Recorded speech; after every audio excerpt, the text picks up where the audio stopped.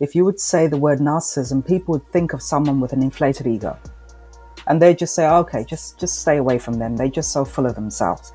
But that is just scraping the surface on what narcissism is. When a target of narcissistic abuse tolerates the abuse for months, for years on end, it is because there is a lack of self-love, self-appreciation, self-worth. So all the things that we need to give ourselves is what we've been giving to the narcissist. So many of us say, I should have.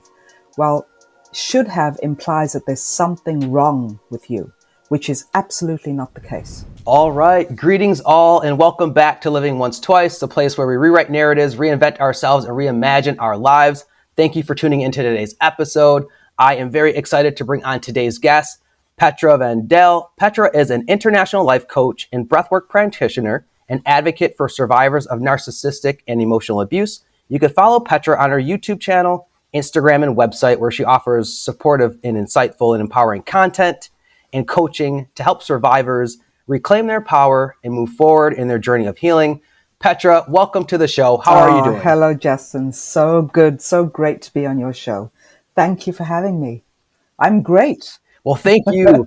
I'm happy to see that you're doing well, and I appreciate you so much for your time and your grace and your compassion today. As I always like to share with our audience, just a little bit of background of how I learned about your content. As for me, it was a part of my own journey of really confronting my own behaviors that were toxic and narcissistic. And so for me, a part of confronting that has been not only therapy, but doing a deeper dive into understanding the roots of the behavior, but more importantly, the impact that it has on the individual and on the relationship. So for me, coming across your content, I know how powerful it's been in being a tool of really learning and understanding. But so I could only imagine the impact that your content and your work has on so many others who are either currently going through or who have experienced this form of abuse. So again, I really thank you for all the insight that you're going to get to share with our listeners about really how they can reimagine their lives after this and reclaim their sense of self. So like I said, I'm just grateful for everything we're going to dive into. Amazing. Grateful too on this end, Justin. Thank you so much for opening up this topic even more. Yes, because this is a very important topic. And as I shared with you too, I know that so many individuals go through this and it takes form in so many different relationships. So there are a lot of places that I want to start. I want to definitely unpack what narcissism is and how folks can kind of move forward. But where I want to start, Petra, is to learn more about your journey. So could you just share more for those who may be not familiar with your journey and your story? Like what in your past and in your background led you to becoming a life coach and a breathwork practitioner and working specifically with individuals who are survivors in this area of emotional or narcissistic abuse? You know, this is the great thing about the journey, Justin, is that you can have a whole vision on how your journey is going to be and where it's going to take you. And at the end of the day, it's nothing like that. So I was always in the corporate world, but knew that I wanted to do something that would help others, only I didn't know what it was. So I was sort of without a goal for most of my life. I was a very troublesome teenager and got into a lot of trouble with a whole lot of manner of things. And I decided at some point that I wanted to turn my life around and find out what it was that really gets me going, that really could allow me to see what my purpose was for being given this life, because I had no idea for the longest time.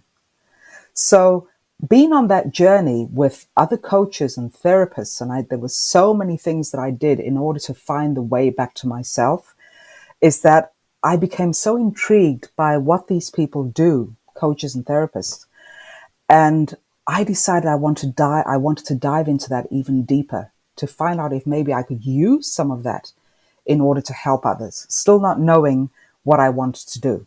So it has been a long time coming. I think I dove into this when I was about 19 or 20, and only at the age of about 32 did I decide to focus on starting a coaching practice.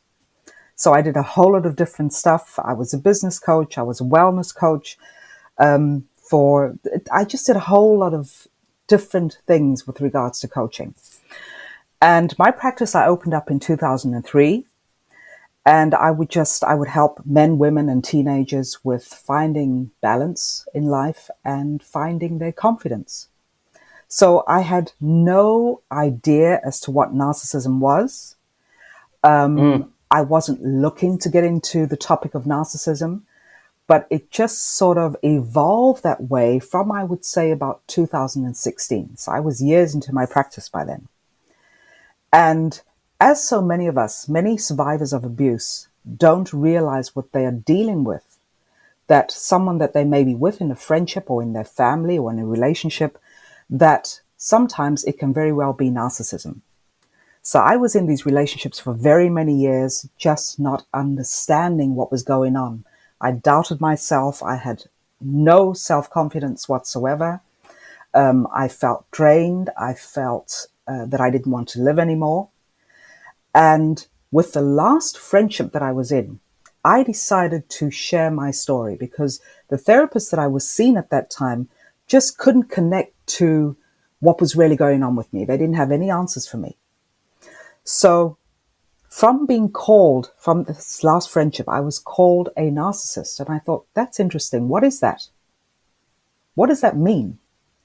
And so started my journey into this whole world, this phenomena of narcissism. I started looking up information, and all the information I found would lead me back to these friendships and relationships that I'd had in the past. And that is how things started suddenly becoming clear for me. So in order to, I wanted to tell my story, but I didn't know who to tell it to because people thought I was nuts. So I made a very first video for YouTube. And I thought, I'm just going to put it out there. And maybe there may be 2 or 3 people who can connect and maybe tell me what I was going through, can maybe connect with me on that level. And really, it took off from there. There was a flood of responses that I got from that one video. And I made a second and a third, and even more responses started coming, and people who could connect and said, you're telling my story. And I thought, this is crazy. This is so crazy. Who would have thought? And that is how I took it from a life coaching practice to being an advocate for survivors of abuse. That is really, in a nutshell, there's so much that goes into that story, but in a nutshell, that's what it boils down to. Yeah. Yeah. Well, no, Petra, I appreciate you taking us on that journey and taking us kind of back to kind of where it started and how you had one direction in mind. And through your own personal experience, it kind of led you down this path of curiosity to start unpacking. As you said, I think a term that we're starting to hear more and more, narcissism or narcissistic personality disorder. But I guess that's where I want to go next is like talking about what it actually is. Because I think for so many of us, once we hear that term thrown around, but we don't know exactly what it is. And I know your videos provide us so much insight. So for the audience out there who maybe aren't kind of familiar with this term or really trying to wrap their head around it, like, could you explain for us, like, what is narcissistic personality disorder or narcissism? And I know you also talk about the spirit of narcissism. So can you just share more insight about what that is? Sure. You know, when you hear the word narcissism, and especially maybe now not so much, but a couple of years back, if you would say the word narcissism, people would think of someone with an inflated ego. And they just say, okay, just stay away from them. They're just so full of themselves. But that is just scraping the surface on what narcissism is. Yes, there is an inflated ego, but what it comes down to is that it is a very dangerous personality disorder involving a pattern of being self-centered, being demeaning, being arrogant, being very wicked in some ways. And this has to do with their thinking and their behavior, the way they project that thinking, their thought patterns and their behavior patterns onto their targets. So again, in a nutshell, this is what narcissism is. And of course, you have 2 there are several types of narcissism, but the two that are usually spoken of is the open, the overt narcissist, and the covert narcissist. So with overt, they're very, very out there. You can spot them in the crowd. They are not afraid to hide who they are, and they're just very out and open and arrogant. And then you can choose, do I want to be around this person or do I not want to be around them? The dangerous narcissist is the covert, because as the word implies, it is very under the radar.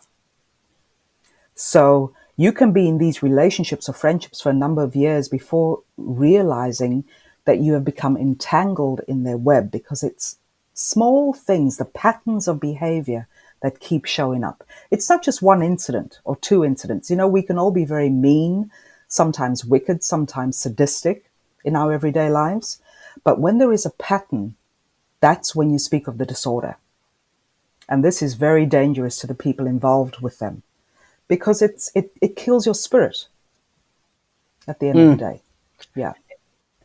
And I appreciate you once again sharing with us that that explanation, the covert and the overt examples. And speaking of this pattern of behavior, because every behavior has a root.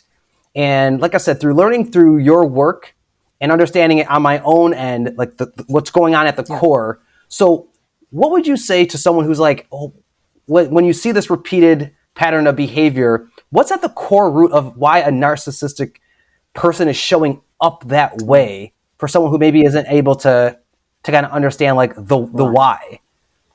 Well, looking at narcissism from a scientific point of view, there is not much information I can give on that. I'm not a scientist. I'm not a medical doctor. But looking at it from a spiritual point of view, and because you just asked the spirit of narcissism, I will get into that in a minute. But with the development of the narcissistic personality disorder, it usually goes back generations. So this is something that our ancestors pass on to us. In the olden days, in the time of the Bible, they spoke of the Jezebel spirit, which we now know as narcissism. So what usually happens is that it is in your DNA, and depending on the environment in which you have been raised, your parenting, the way you were parented, maybe with family members, whatever has gone into that. So a child may be ignored, a child may be mistreated, which can then result in them developing even more the disorder of narcissism.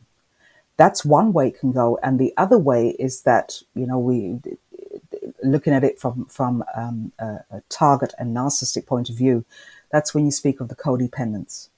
So a codependent is someone who has learned certain patterns and behavior in order to survive. Does not mean they're narcissistic. It means they are codependent, which is a taught way of being, which demeans your very existence. But when we speak of the narcissistic personality disorder, it has to do with the environment and how a child has been treated, either mistreated or put on a pedestal. So I'm sure many of you, your viewers, your listeners, have heard the term of the golden child.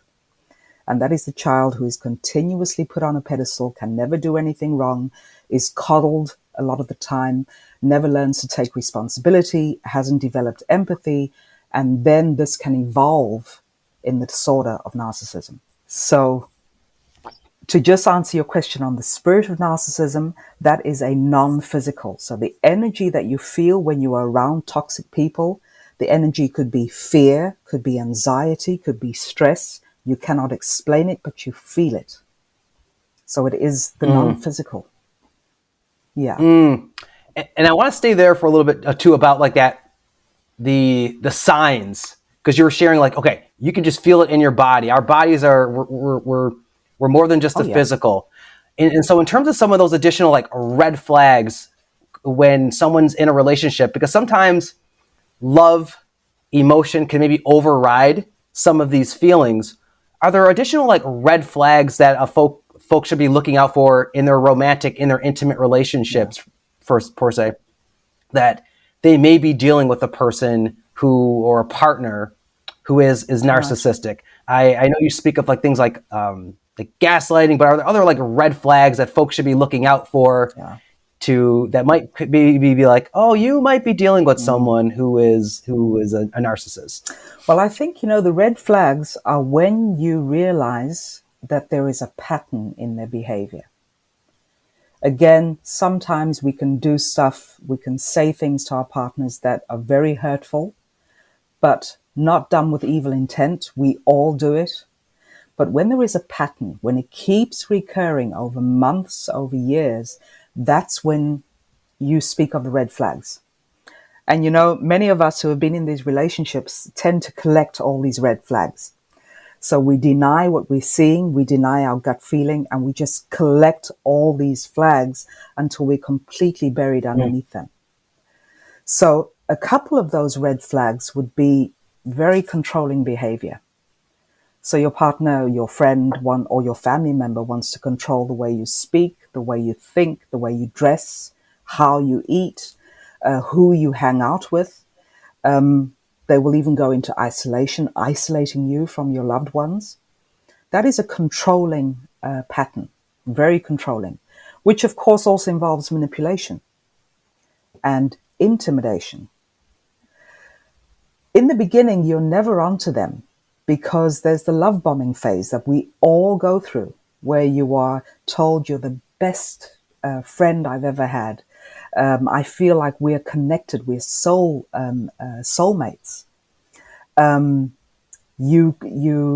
Whatever you tell the narcissist in the beginning, whether it be your hobbies, your likes, your dislikes, they tend to mirror that and say, oh, me too. I'm into the same thing. I'm into the same music. I love this. I love that, just the way you do. So that is the love bombing phase, but it is all manipulation to get you into their web. So when you realize that you are more unhappy than you are happy in these relationships and there's a continuous pattern, that's also red flag. So it just, at the end of the day, maybe it's not so much about labeling someone with narcissism, but it's more about getting in touch with yourself and saying, am I happy in this relationship or friendship or familyship or not? What has the upper hand in this? Yeah. And thank you for sharing, once again, some of these signs, some of the patterns that folks should be looking out for, whether it's in their romantic relationship or in their friendships. And with respect to what you were sharing of like, when people start to really have that light bulb go on where they're like, this is not healthy for me, I don't like the way I feel, I want to now kind of talk about like when it's time to end that say relationship, for example. So for someone in a romantic relationship and they know that it's time for that relationship to end, like what is kind of the best way of dealing with a narcissist in that sort of situation?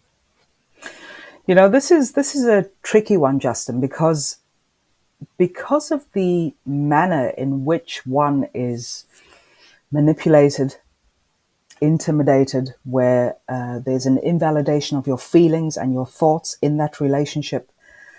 There's a lot of shaming and blaming. And this is in the course of very many months or years. So your confidence is taken to an all-time low with this kind of abuse. So when you realize cognitively, oh my goodness, I'm in a toxic relationship, I'm not happy, I need to get out. But your self-confidence is at that lowest, the lowest of lowest. It is extremely challenging to get out of those relationships because you doubt yourself. You lack the confidence. You doubt your own sanity. Maybe you are the toxic person. This is so often what we all think, what many targets of abuse think. I'm the problem. I need to fix myself so that the other person will be more respectful and loving towards me. So leaving a relationship is not something that you just decide on. You can decide it cognitively, but then you have to take your feelings with you out of that relationship. So it can take, I know it took me a number of months to leave that relationship, to have the courage to leave it. And this is the same for so many targets of abuse, is that they can sometimes take months and years before they have the courage to step out that door. And there's a lot involved, of course.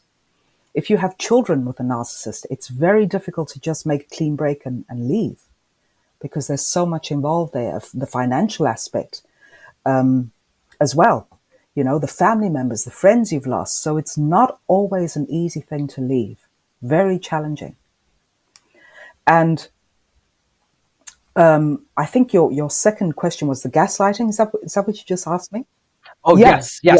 What exactly is like that narcissistic gaslighting piece and the impact that it could have on someone in this form of a relationship? The gaslighting is also very important when trying to leave this relationship, because what gaslighting is that it's a manipulation tactic in which the abuser causes one to doubt their own sanity, their own perception. And so because you have that doubt, to just give a small example, if you look outside and say, wow, it's really cloudy today, I think it's going to rain. The narcissist uses this tactic to say, it's not cloudy, the sun's shining outside. What makes you think it's going to rain? When you know it's cloudy. And the narcissist will challenge you in this, and that is what gaslighting is. Challenge you and say what you are seeing is not real, it's not the truth. And when you've been in this for years, you take on their truth. So there's the doubt. I'm doubting myself, so how can I leave? I'm worthless, so how can I leave? It's a very painful process to go through when leaving. Yeah. Wow. Do you find many folks try to then, because it's difficult to leave the relationship, try to save it? And have you found that it's even possible to save a relationship before it gets to that point of wanting to leave? Like, can someone save their relationship with a narcissist or with a narcissistic friend? Is that possible? Well, it depends on what your definition is of saving the relationship. Because as so many of us have done, those who have been through narcissistic abuse, is that you save the relationship by just giving up more of yourself. So you offer more love, you offer more respect, more compassion, more understanding. So it is at the expense of your own well-being, your mental well-being, your emotional well-being. And in the eyes of the narcissist, you have then saved the relationship, because you are conducting this relationship under their conditions. When you're looking at it from a healthy point of view, you know, say, for example, a couple is going through, I don't know, distress in their relationship or marriage, they will both seek counseling in order to repair that, to see what am I doing, what is my partner doing, and then they meet in the middle and they both do their inner work. And that's how the relationship can change, become healthier. In the case of a narcissist, they are only interested in, their only agenda in this whole relationship is to demean you, is to bring you down, is to break your spirit. And they will do that at all costs. So very many of us wrongly think that we can save these relationships when it takes two to tango. And the narcissist is not willing, they are able, but not willing to apply introspection and give you what it is that you need in order to salvage the relationship. So it needs to come from both sides. And in this case, a narcissist will never take responsibility and fix themselves. They just won't do it. What really sticks out to me, Petra, what you're sharing of just how imbalanced this dynamic is, especially for the victim in these situations, because of the emotional energy that they're spending, how they are really trying to accommodate the narcissist in trying to make them happy, trying to please them, but at the same sense, wearing away their sense of self. So in terms of you sharing how difficult it could be for someone to lean into faith and feel that there's, you know, the grass is green or they're going to be okay. I could see how when they're coming from such a depleted sense of self, that could be very difficult. Yes. And one of the things I've heard you share too is how when it comes to the difficulty of, say, leaving a relationship with a narcissist, is maybe they want to come back, maybe they want to work things out. But I've heard you share that when you finally do set yourself free from a narcissist, the only way is to go no contact with them. So can you share more about like what no contact is, what does it look like, and why it is really the only way that you can deal with a narcissist after a relationship ends? I just want to say I love what you just said, Justin, where you have to lean into faith. And that is the absolute truth. You have to lean into faith, trust yourself in order to leave. So that is a very important point that you made there. But I feel like I got that from you, so I think that's a point you made in one of your videos. I can't take credit for it. oh no, but it's the absolute truth. It is the truth. When you cannot see where you need to be, you have to step out on faith, especially with regards to these relationships. And with going no contact, I believe that this is the only way to take your focus off the narcissist back onto yourself in order to heal. So many people have said, yes, but I have children with a narcissist. How can I just go no contact? Well, in that case, you need to have very strong boundaries. You need to set boundaries with them, communicate these boundaries to them, and then have a consequence involved. So if you disrespect me, I refuse to answer your call. If you cannot bring the children by at the appointed time, then we're going to have to reevaluate that situation. So this is the only way of going no contact, but also maintaining the relationship that the narcissistic ex has with the children to some degree. In other cases, it's just not possible to maintain that relationship. But going no contact, I had a phrase. I don't know if it was Dr. Maya Angelou or it could have been Iyanla Vanzant who said it. But the quote goes, "You cannot heal in the same place you were hurt." And this goes for no contact.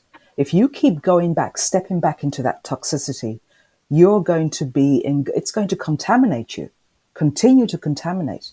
So going no contact is a huge challenge. Because you doubt yourself so much, you want to keep going back, seeing if maybe you can repair things. But the way to go is to stay away completely, which means no phone calls, which means not checking their social media, which is what so many of us do. Check the social media to see what's going on in their lives. Don't go around. Don't send those letters. Don't take the calls. So with regards to, for example, a friendship, that in my case was easy to do because I had no ties. We didn't have mutual friends or family members. But when it comes to relationship, it can be, again, challenging. And also with families. If your parent or both parents are narcissistic, there's so much that goes into breaking away from that family because there's always a false sense of loyalty with adult children with regards to their narcissistic parents. So that, I think, is one of the hugest challenges to go through. But it is important to maintain your own sanity. Yep. Yeah. And I just want to, as I've been kind of just transparent about my own journey of dealing with this toxicity in myself, I totally and completely 100% agree with you, because if you do allow someone a second chance, any form of what do I want to say here, feeling that they still have some sort of space or some that you still they have any opportunity for them, they kind of still feel like, okay, I still got some sort of quote unquote sense of like control, etc. But when the best thing you can do, I agree with you, is to like cut that person off, move on with your life. It might be challenging, but it definitely is necessary. Yeah.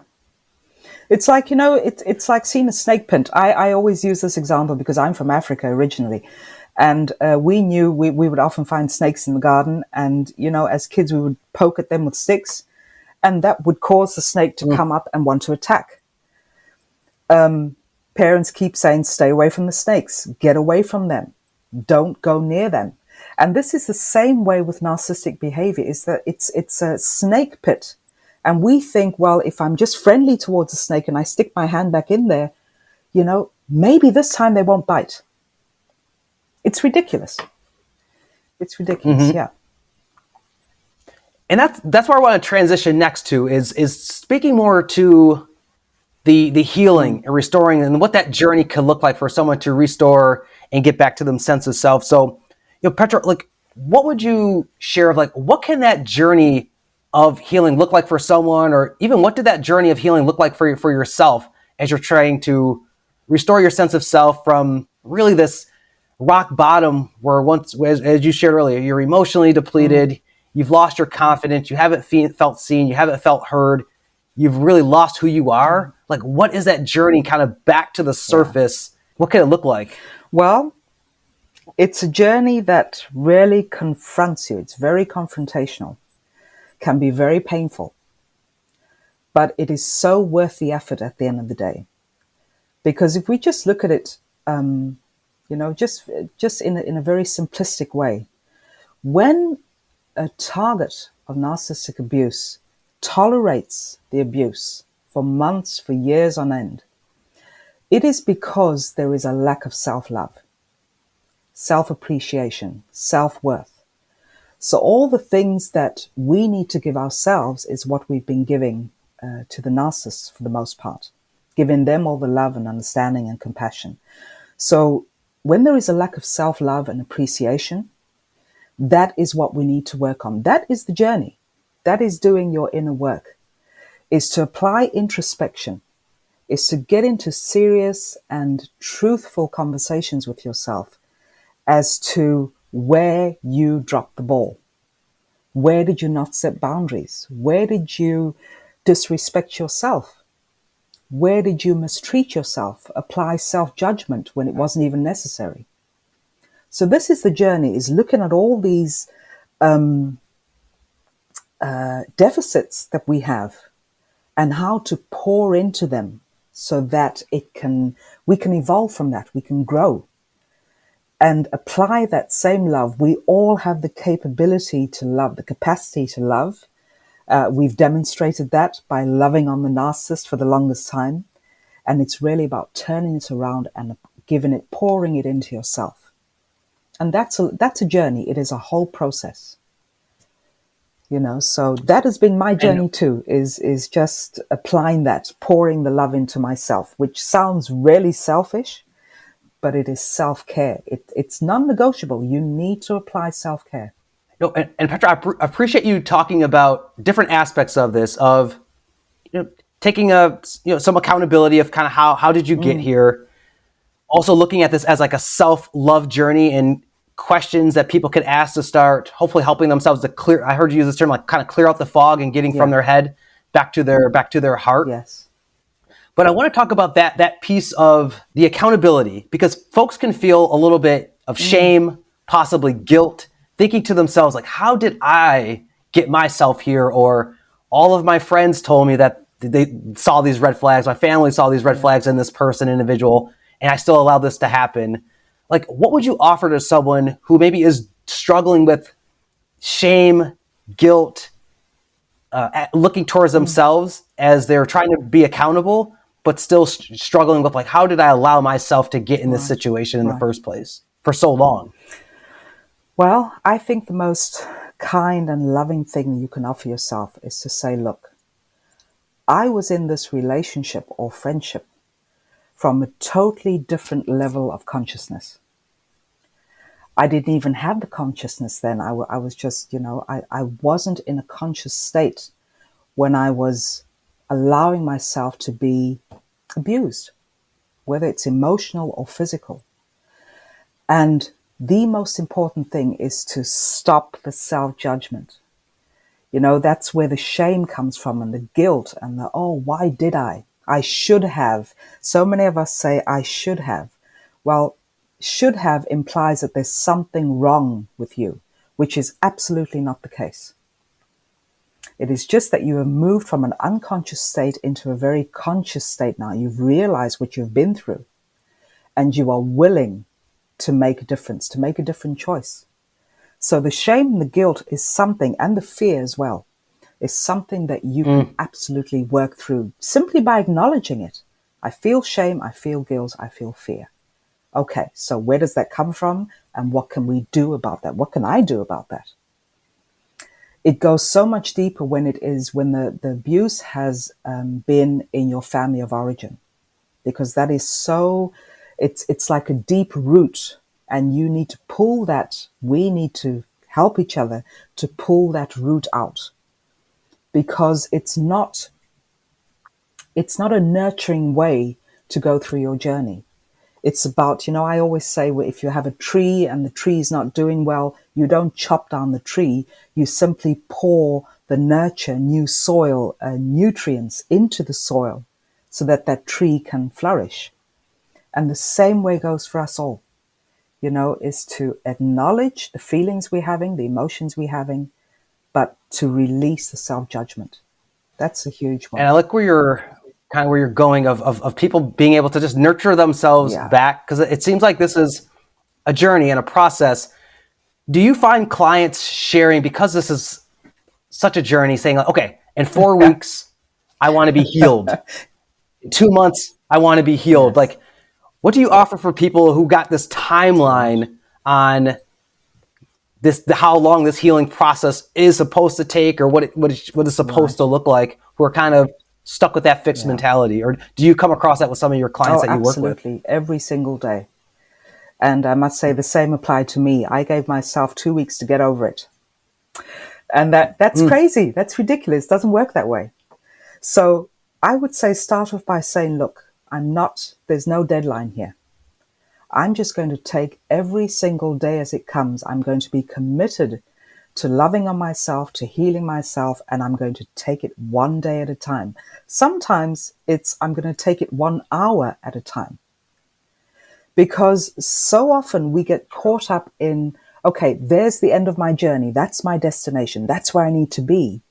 And we're not focused on what is happening in the present moment.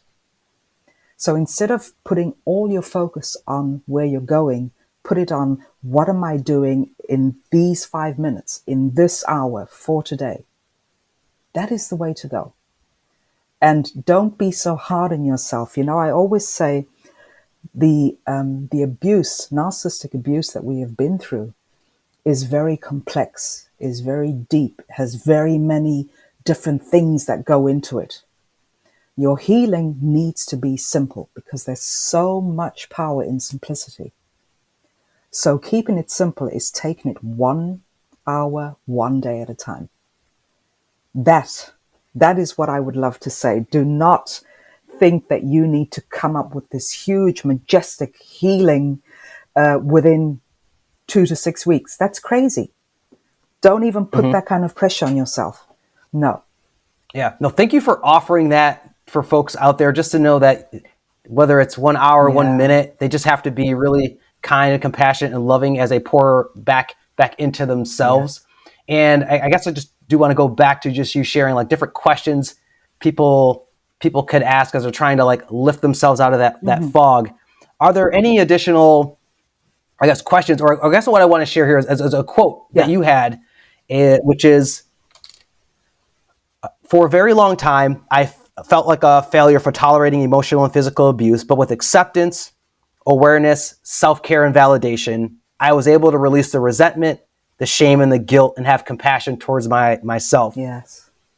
And so I guess in terms of helping people to find, whether it's silver lining through the adversity or just reclaim who they are again, is there anything else you would offer in terms of like questions that they could ask themselves, or steps that you may have taken personally that really helped you to reclaim yourself again?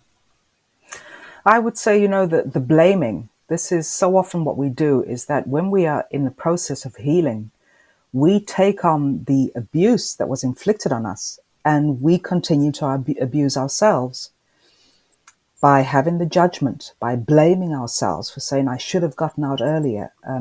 I should have done this or that. So the shame and the blame is non-constructive. That does not, calling yourself a failure, as I did. That quote, I'd forgotten that I'd said that. That is on my website, I believe, of feeling like a failure. Yes, I did feel like a failure because I thought there was something wrong with me. There was something wrong with the way I showed up in these relationships and, the way I spoke, what I was doing. When it's not about blaming yourself, it's about taking responsibility for yourself. Okay, where did I not set boundaries? That is a great question to ask yourself. Where did I not set a healthy boundary for myself? Where did I not say no when I should have said no? You know, so often we want to say no, but we just say yes in order to keep the peace, for example. Yeah. Mm, mm, So where did I say yes where I should have said no? So it's really just asking yourself these very powerful questions. Who am I? Who am I really at the end of the day when all the programming, if I can just put that to one side, who am I? What do I think about myself? What do I want for myself? What is the vision that I hold for my life? These are very deep questions which some of us may not be able to just answer within a couple of minutes. But it takes work. It takes sitting with yourself every single day, asking yourself these questions and reflecting on them and then taking the action steps. You know, you can say, this is what I want to do in a year. This is how far I want to be on my journey of healing. But if you don't apply the action steps, then it's simply a theory. So I would say two great questions. Who am I and what do I want? Maybe a third. Where did I not set boundaries and how can I go about mm. setting those healthy boundaries? Yeah. And I appreciate you providing kind of this alternative way of looking at it. Because once again, for folks who find themselves maybe in this rock bottom experience, it could be difficult and it could be hard on yourself. But you just sharing with folks that there is silver lining to Oh, this yeah. adversity, that you could still make it back to the surface of overcoming this and rewrite the narrative of that experience, but really reinvent yourself in the process Oh, of all yeah. of it. And that's really powerful. Understanding that it's going to be a Yes. journey. It's not going to happen in a week. It may not happen in 4 weeks, but the healing over time will take place, and that they will be able to be healed enough, have the awareness enough that they've made it through that experience, Absolutely. and they're able to just kind of rewrite the chapter of life for themselves in a healthier way now, because they're now operating from a place of self-love, which you pointed to Yes. that they maybe didn't have at that Yes. time in that relationship or that friendship. Absolutely, Justin. Yeah. Yeah. And before we get to like another question, one thing I wanted to ask you is about community and friends. And what do you see as their role, especially if they're close to someone that they know who is going through this? Maybe that person has shared with them what's going on in their relationship, or shared with them what's going on in this friendship that is Yeah. toxic, that this person that they're dealing with has these narcissistic patterns. What's the role of a friend to provide Yeah. Great question. for that person? Are they supposed to like step in and say, "Hey, this isn't a good situation for you"? Are they supposed to just be there to hold that Yeah. person up? Like, what's your thoughts on You that? know, I think it depends on it depends on the friend or the family member. I know during my the relationships that I was in, or the friendships I was in, is that a few of my friends said that this is just not healthy. Can you not see what's going on? How you have become totally invisible. You don't have a voice anymore. You are being manipulated to think and feel a certain way. And I got extremely angry because I could not see it. When you are in the thick of abuse, you cannot see it. You suffer from, or I suffered from brain fog. So I was very displeased with my friends for warning me. And I said, oh, you're just imagining things. There's nothing wrong. Sometimes, yes, maybe I'm manipulated, but it's not as huge as you guys make it. So I was in total denial. Those same friends stuck by me. They took a step back, but they were watching from the sidelines. And when I fell, when I came into consciousness about what it was that I was going through, I fell really hard. And they were there to pick me up. So those are the great friends who will stand by and let you make your mistakes, but also be there when you fall. So that is one side of a healthy friendship. On the other hand, you know, I would say if you as a friend see that something is off, see that your friend or your family member or whoever the target is suffering, is in pain, it's not about jumping in and saying, okay, I'm going to save you from this. You need to get yourself out. It's about just opening a space, holding that space for them, simply by asking, is everything okay? Just know that I'm here if you need to talk or if you want to share anything. So in that way, you're being very compassionate and loving and gentle. You're opening the door, but you're not forcing, which sometimes works, has an opposite effect. When you force someone to tell you what they're going through, it works, it just has an adverse effect. It can send the targets further away from you. So I think it's very personal. It's based on the relationship that you have. But always be willing to hold space and say, I'm here if you need me, so that your friend will have a soft place to fall when that time comes, because the time will come. Yeah. I kind of want to reiterate, and I appreciate you just sharing that, Cole.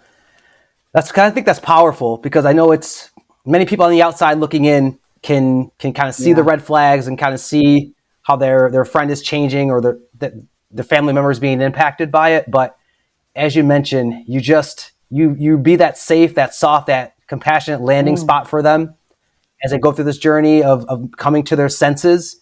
And it sounds like when they finally get through that brain fog, they'll be able to see that and appreciate that, how you were there for them. And yeah, that's just an ultimate form of love and friendship that speaks just volumes about that person, and they'll be grateful for you. Absolutely. Thank you for that. So before we get into the each one teach one, there's one question that I do want to ask you, Petra, before we wrap up, which is, so we've talked about, we explain everything for what narcissism is and the impact that it has on the person in the relationship, as well as how to help them heal as they're going through that process of getting back to themselves. But I would love to hear your thoughts on, what if there was a person out there who, going back to what I shared earlier, who's struggling with this toxic personality and behavior trait of how they've showed up in a relationship, and saying to themselves, wait, I don't want to hurt people. I don't want to harm anyone and cause this type of impact on a person who loves me and I love as well, and I want to change. Do you think a narcissist can change, A? And if so, what steps do you feel that they would need to take in order to change? Right. If this is behavior that they would like to address in themselves. Well, just to put it very plainly, narcissists believe that they are perfect, that they don't need to alter anything about their way of thinking or their way of behaving. They think that they are perfect. So in their mind, there is no need for change. When everyone around them sees it, everyone realizes the destructive behavior patterns, but the narcissists themselves just do not see it. They are aware of it. I would go ahead and say they are very much aware of their behavior. But what it takes for a person to change, Justin, as you know yourself on your personal journey as well, is that in order to change, you have to be willing to apply introspection and say, look, there's stuff that I've been doing, there's stuff that I've been saying to people around me, my dear ones, my loved ones, that is just not okay, and I need to change that behavior. So that is the first step, is in acknowledging that you have a problem or that you have challenges that you would like to resolve. With a narcissist, it's a no-go. They just don't do it. And, I'm sure if you speak to targets of abuse, especially those in romantic relationships where the healthy partner has always said, look, can we get help? Can we get into family therapy or relationship therapy? Can we see what it is that we can do in order to make our relationship healthy again? A narcissist might go along with that. They'll go for 1 or 2 sessions maybe, but they have such a way of manipulating even the therapists and the coaches who help out that they come out looking like Mr. or Mrs. Perfect. And the real target is left feeling even more invisible. So I personally do not believe that there is room for a narcissist to change, because it's an inside job. And the narcissist believes if there's something wrong with me, then you need to change it. That is their belief system. So no, I don't believe they can change. Not at all. What I do believe can change is someone who recognizes toxic behavior and is willing to do something about that within themselves. No, I appreciate, once again, your insight and your honesty about this for all parties involved. And that's why it's really important to have someone like yourself who could kind of just shed light on this issue and just the seriousness of it too. When someone has this personality disorder, they're seeing themselves as perfect and as flawless, and how they can manipulate situations to not necessarily have to confront the behavior. Like that's not good. That is not good. That is not good. So that really, once again, stresses the importance of everything that you've stressed, the importance of healing yourself, the importance of no contact, all of these things, because of just the severity of the type of person and individual that you're dealing with. Yeah. And I just want to add, Justin, it's a very sad conclusion to come to, because many of us love and value the narcissists in our lives, or have valued them. And so when you are confronted with that very hard, cold truth, it can be devastating. It brings so much anguish. So I just want to stress that a narcissist also is a human being, of course. And so often we try to make excuses for them by saying, well, they have great traits as well. They are very loving traits. Yes, that is true. There's a lot of duality going on here. But it's the destructive traits that usually take over the good traits, so that when we come to the realization that this person, the narcissist in our lives, is very much aware of their behavior and they realize what they're doing to me, and I need to come to terms with that it's devastating. So you go through a whole grief cycle, or I have been through it. You need to allow yourself the time to grieve. It's not all bad. It's not all evil. There is a grieving process, and that is the level of love that you poured into them. That's what you're feeling when you no longer have them in your life. Yeah. And so, Petra, would you say this is where the term "you could love someone, but you could love someone from afar" comes into play? This is it. You can love someone and you can wish them well and have compassion for them, the narcissist in this case, but you don't need them to come over and have dinner with you. You do not need to invite them to sit at your table. No. Like I said, I appreciate just your love and your honesty with this. And once again, just stressing for people the importance of, it's not going to be easy.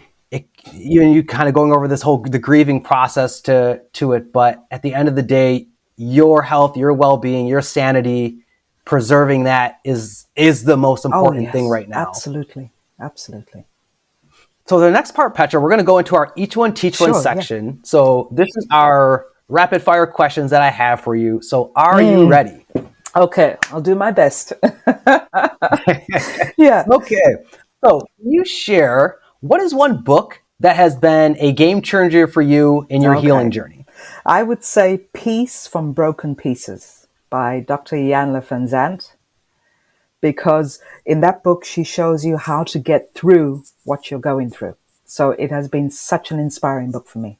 I love that. That's a new one. I'll make sure to add that to the show notes. So thank you for offering that. So the next question is, what is one habit or practice that has been impactful for you in your lifestyle design? I would say self-care. A lot of inner self-care and breath work. Breath work for me has been a game changer. Simply by breathing, connecting to your breath, instead of simply connecting to your head, you need to connect to your breath in order to heal trauma. So they've been game changers. Yeah. Love that. And going back to your self-care, like what are some of those self-care practices that are part of your routine? I would say, who am I? The questions that I just mentioned. Who am I and what is it that I want from life? Those are huge. That's radical self-care. When you can ask yourself that question and give an honest answer. Yeah. Great there. So then the next question for you, Petra, is what's one law or policy, if you could create, that you would create that we would all need to abide by? I would say find balance and find bliss. Yeah. Balance between the challenges and balance between just loving yourself. You need to create that balance. It's not just left or right. It's a balance in that. So I would say everyone needs to stick to that. If there was more balance, we'd also have more balance globally. Yeah. Yes. And as a Libra, I'm all about balance. So you're speaking to my tune here with that. And so the last question for you, because this season is all about love, self-love relationships, is what's one lesson about love that you needed to learn in order to become who you are today? Wow. I would say having compassion and kindness for yourself. For myself, I was everything but compassionate and kind towards myself for the longest time. And that has again been a game changer, with loving, having compassion and being kind to myself. I was then open to receiving love and compassion from others. Before that, I could never receive it. Never. So I would say those two, the lesson about love, compassion and kindness. Yeah. Thank you for offering that too, of kind of how you needed to give it to yourself to be able to receive it, because for so many folks, as we talked about this conversation, they're able to give it, but they're giving it from an empty cup because they're not giving it from their own self. And I think that is really a powerful point that you've made so clear, how we've got to be able to give these things to ourselves in order to then be able to give and receive it in a healthier way. Absolutely.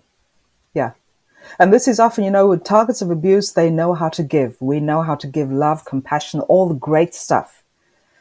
This is what we so willingly give. And then when it's given back to us from someone healthy, we don't know how to receive that. So work on you first, and then you'll be open to receiving that beautiful gift. Yeah. You hear that, everyone? Double down on that. It all begins with you. It all begins with ourselves. So we have to start and work on that foundation first.